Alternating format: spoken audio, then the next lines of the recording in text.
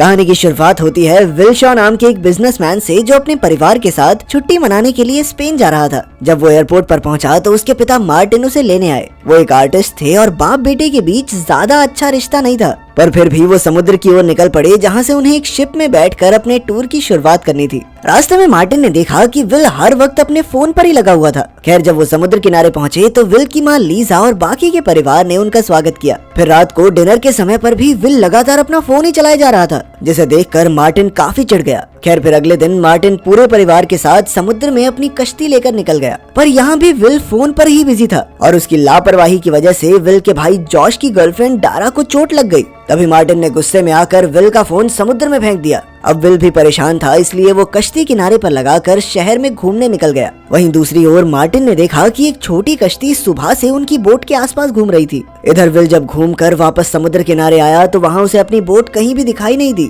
उसने आसपास के मछुआरों से पूछताछ की, मगर कोई जानकारी नहीं मिली। फिर लोगों ने उसे पहाड़ी के ऊपर जाकर देखने की सलाह दी, क्योंकि वहाँ से पूरे समुद्र का नजारा साफ दिखता था। अब विल तुरंत पहाड़ी के ऊपर गया और वहाँ से उसे अपनी नाव दिखाई दी। वो फटाफट तैरकर नाव के पास पहुँचा, मगर ये क्या, वो नाव तो बिल्कुल खाली थी। ये देखकर विल का दिल डूबने लगा, क्योंकि उसे एहसास हो गया था कि यहाँ पर कोई तो दुर्घटना जरूर हुई है। अब विल बिना समय गवाए शहर के पुलिस डिपार्टमेंट में पहुँचा और पुलिस से मदद मांगने की कोशिश की, मगर वहाँ किसी ने उसकी पुकार नहीं सुनी। पर जैसे ही विल ने अपना पूरा नाम बताया तो फिर वहाँ पर हलचल हुई और सभी पुलिस वाले तुरंत काम पर लग गए। थोड़ी ही देर में विल और कुछ पुलिस वाले उस जगह पहुँचे जहाँ उनकी नाव खड़ी थी। अचानक विल ने देखा कि एक आदमी पहले से किनारे पर उसका इंतजार कर रहा था, और तभी विल को एहसास हुआ कि कुछ तो गड़बड़ है, इसलिए वो पुलिस से बचकर भाग निकला। तब पुलिस वाले भी उसका पीछा करने लगे और आखिरकार उन्होंने विल को धर दबोचा, मगर ऐन वक्त पर मार्टिन ने वहां आकर विल की जान बचाई। उसने सभी पुलिस वालों की धुलाई कर दी और फिर विल को साथ लेकर फरार हो गया। रास्ते में उसने विल को बताया कि वो कोई आम आर्टिस्ट नहीं है, बल्कि एक CIA एजेंट है। वो पिछले 20 साल से CIA के लिए काम कर रहा था।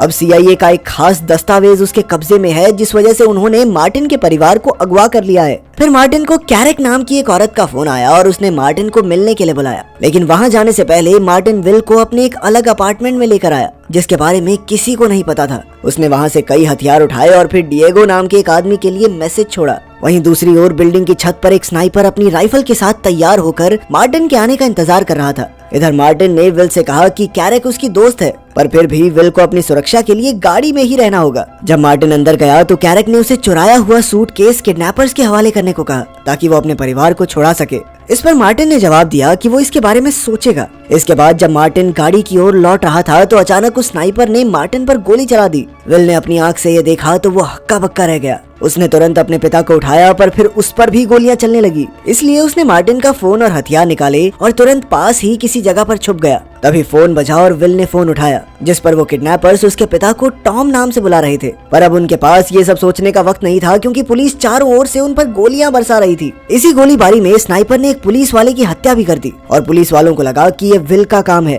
खैर, अब विल जैसे तैसे एक वॉशरूम में घुसा और खुद को शांत करके आगे के प्लान के बारे में सोचने लगा। इसके बाद वो सीधा एम्बेसी से मदद मांगने पहुंचा, पर वहाँ के स्पेशल एजेंट से बात करने के बाद भी कोई फायदा नहीं हुआ। असल में एम्बेसी के पास मार्टिन शॉ नाम के एजेंट का कोई रिकॉर्ड नहीं था, बल्कि उन्होंने तो विल से ही कहा कि उस पर पुलिस वाले की हत्या का आरोप है और वो उसकी मदद के लिए उसे बस एक वकील दे सकते हैं। तभी विल को बताया गया कि नीचे उससे कोई मिलने आया है। नीचे जाकर विल ने देखा कि उसके पिता की दोस्त कैरेक उसका इंतजार कर रही थी। उसने विल को उसके बचपन की ऐसी ऐसी बातें बताई जो सिर्फ मार्टिन के किसी खास दोस्त को ही पता हो सकती थी। फिर कैरेक ने कहा कि उसने ही मार्टिन को जान से मरवाया है, क्योंकि मार्टिन ने उसे धोखा दिया था। जब कैरेक ने कहा कि वो विल को सब कुछ सच बता देगी तो विल चुपचाप उसकी गाड़ी में आकर बैठ गया। कैरेक ने कहा कि मार्टिन ने सूटकेस चुराकर गद्दारी की, इसीलिए हमें उसकी जान लेनी पड़ी। अब कैरेक चाहती थी कि विल वो सूटकेस ढूंढने में उनकी मदद करे। ये बात सुनकर विल ने तबीयत खराब होने का नाटक किया और फिर गाड़ी से बाहर निकलकर भाग निकला। कैरेक के गुंडों को चकमा देकर विल एक बस में चढ़ गया और अब उसे फिर से किडनैपर्स का फोन आया। किडनैपर्स ने फिर से उससे सूटकेस की मांग की और उसके परिवार को जान से मारने की धमकी देने लगे।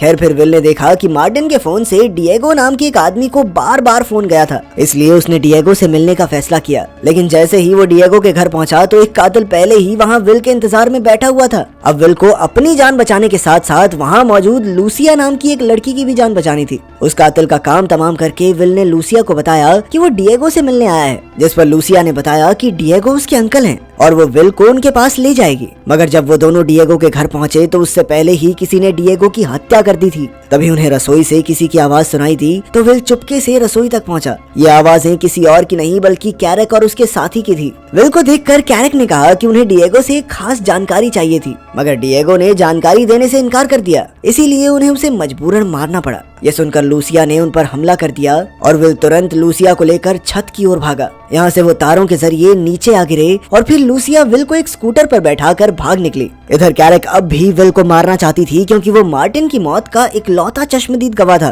कुछ देर बाद विल की तबीयत बिगड़ी तो लूसिया ने देखा कि उसे तो गोली लगी थी, इसीलिए वो तुरंत उसे अपनी एक सहेली के यहाँ ले गई। जल्द ही विल बेहोश हो गया और लूसिया ने अपनी सहेली के साथ उसका इलाज किया। बाद में जब विल को होश आया तो लूसिया ने उससे पूछा कि आखिर ये सब चल क्या रहा है। फिर जब उसने विल के पिता की तस्वीर देखी तो उसने कहा कि वो टॉम को जानती है। वो तो पूछने लगी कि तुम उसे मार्टिन नाम से क्यों बुला रहे हो। विल को लगा कि लूसिया मार्टिन की गर्लफ्रेंड रही होगी, पर फिर लूसिया ने बताया कि टॉम का उसकी माँ के साथ अफेयर था और असल में वो टॉम की ही बेटी है। ये सुनकर विल हैरान रह गया, पर फिर उसने अपने परिवार की जान बचाने के लिए लूसिया को भी साथ चलने को कहा। लेकिन ये मिशन बेहद खतरनाक था, इसलिए लूसिया ने साथ चलने से इनकार कर दिया। पर उसने विल को एक पता बताया जहां वो अपना मिशन पूरा करने के बाद उससे मिल सकता है। इसके बाद विल सीधा किडनैपर के बताए पते पर पहुंच गया। वहां विल को एक गाइड मिलता है जो उसे अपने साथ लेकर चलने लगा। फिर गाड़ी में बैठते ही कुछ लोगों ने विल के ऊपर हमला करके उसे बेहोश करके बांध दिया। बाद में जब विल को होश आया तो वो एक कमरे में था जहाँ उसका पूरा परिवार कैद था। फिर किडनैपर ने उसे बताया कि मार्टिन के पास एक सूटकेस था जो कि CIA को चाहिए था। लेकिन फिर मार्टिन को लगा कि CIA के अंदर कुछ ऐसे गद्दार लोग हैं जो इस सूटकेस का गलत इस्तेमाल करके पूरी दुनिया में तबाही मचा सकते हैं, इसलिए उसने ये सूटकेस अपने पास रखा। पर अब उसकी भी हत्या हो गई और फाइनली ये सूटकेस कैरक के कब्जे में था। इसके बाद किडनैपर ने कहा कि वो विल के परिवार को तभी रिहा करेगा जब विल उसे वो सूटकेस ला कर दे। इसके बाद गुंडों ने विल को सड़क पर फेंक दिया और विल उसी क्लब में गया जहां लूसिया उससे मिलने वाली थी। वहां उसने कैरक को पकड़ने के लिए लूसिया से मदद मांगी और लूसिया ने अपने साथियों को बुला लिया। फिर विल ने कहा कि वो अपने क्रेडिट कार्ड का इस्तेमाल करेगा और जल्द ही इसकी भनक कैरक को लग गई। फिर वो खुद ही उसका पीछा करते हुए आएगी और तब विल कैरक को पकड़कर उससे सूटकेस छीन लेगा। अब प्लान के मुताबिक विल ने क्लब में क्रेडिट कार्ड का इस्तेमाल किया और थोड़ी ही देर में कैरक के गुंडे वहां पहुंचे। उन्होंने विल और उसके साथियों पर हमला कर दिया, पर विल की टीम भी कोई कम नहीं थी। जल्द ही उन्होंने कैरक के खास गुंडों को धर दबोचा। बाद में उन्होंने इस गुंडे पर खूब अत्याचार करके कैरक की जानकारी निकलवाने की कोशिश की, लेकिन उसने अपना मुंह नहीं खोला। तब विल समझ गया कि इसे पीटने से कुछ नहीं होगा। उसने बाहर आकर अपनी टीम से इस गुंडे को रिहा करने को कह दिया। वो जानता था कि रिहा होते ही वो सबसे पहले कैरक के पास ही जाएगा और हुआ भी बिल्कुल ऐसा ही। उसका पीछा करते हुए विल और उसकी टीम एक बेसमेंट में आ पहुंची।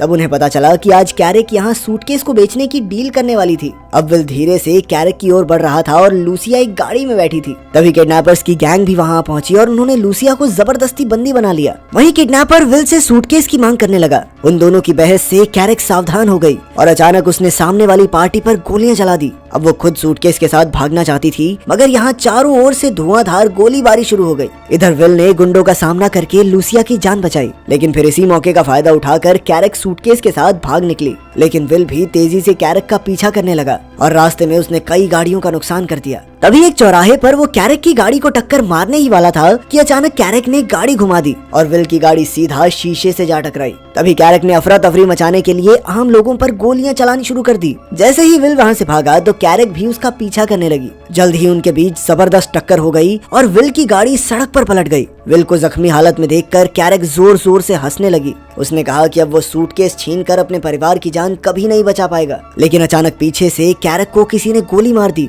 और तब विल ने देखा कि किडनैपर के गुंडे यहाँ आ पहुंचे थे। उन्होंने कैरक को जान से मारकर सूटकेस चुरा लिया और फिर किडनैपर खुद विल को उसके परिवार के पास ले गया। रास्ते में उसने देखा कि मार्टिन बहुत ही बहादुर और शातिर एजेंट था और आज उसे विल पर भी नाज होगा। आखिरकार विल ने अपने परिवार को आजाद जो करवाया था। बाद में हॉस्पिटल के बाहर एक एजेंट ने उसे कुछ कागजात देकर कहा कि वो CIA में एजेंट बनकर अपने पिता की जगह ले सकता है, पर विल ने इससे इनकार कर दिया। फिर विल ने पूछा कि आखिर उस सूटकेस में ऐसा क्या था, पर किसी ने भी उसे सच नहीं बताया। खैर बाद में विल ने अपने भाई और माँ को लूसिया से मिलवाया। आखिरकार सबने उसे अपना लिया और अपने परिवार का हिस्सा बना दिया। अगर वीडियो पसंद आई तो लाइक कर देना, चैनल को सब्सक्राइब कर देना। मिलते हैं अगली